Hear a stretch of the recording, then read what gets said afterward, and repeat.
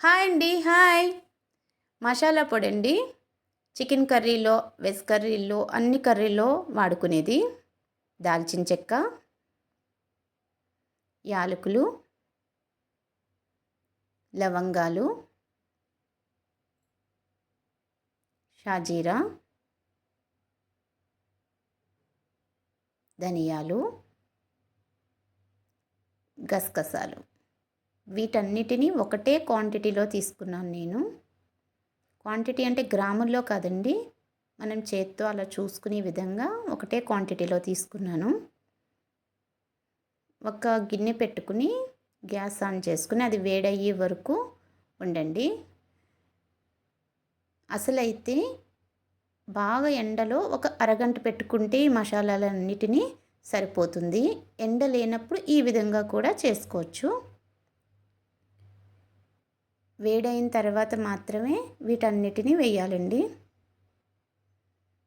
ఇప్పుడు వేడైంది కదా, వీటిని వేసేసుకుని ఇందులో ఆయిల్ ఏమీ వేసుకోవద్దండి, డ్రై ఫ్రై చేసుకోవాలి.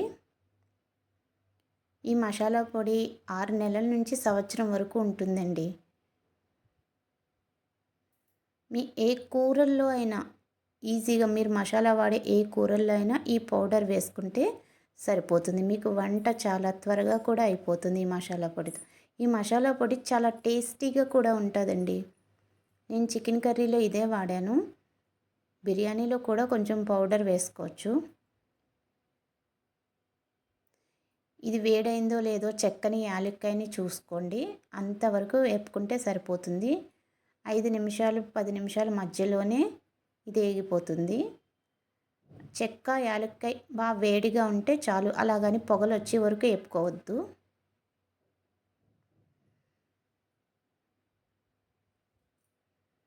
నేను అన్నీ ఇంట్లోనే తయారు చేసుకుంటామండి.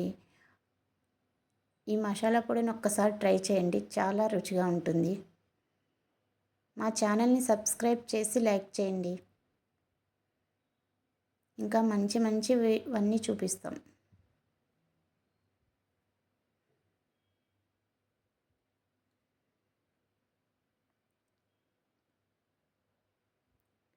వీటన్నిటిని ఒక పళ్ళెంలోకి తీసుకుని చల్లార్చుకోవాలి. పక్కకు పెట్టండి, చల్లారిపోతుంది. ఒక హాఫ్ అన్ అవర్ 1 అవర్లో చల్లారిపోతుంది. పళ్ళెంలో పెట్టుకుని చల్లారిన తర్వాత మాత్రమే మిక్సీ చేసుకోవాలి.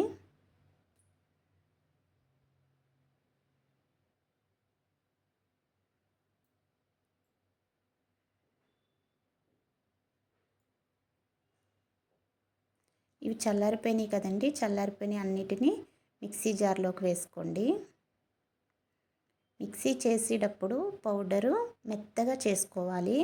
మెత్తగా చేసుకోవడం వల్ల మిక్సీ అడుగున ఇలా అతుక్కుపోతుంది. దాన్ని స్పూన్ తోటి తీసుకోండి.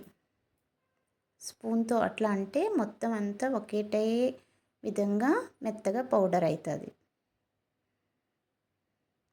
ఇలా పౌడర్ చేసుకున్న దాన్ని ఒక అరగంట బయట వదిలేయండి గాలికి, చల్లారాలి. ఇది చల్లారిన తర్వాత గాజు కంటైనర్లో, గాజు సీసాలో, ఎయిర్ టైట్ కంటైనర్లో మీరు జాగ్రత్త పెట్టుకుంటే 6 నెలల నుంచి సంవత్సరం వరకు ఉంటుంది. ఎంతో రుచికరమైన మసాలా పొడి రెడీ అయిపోయిందండి.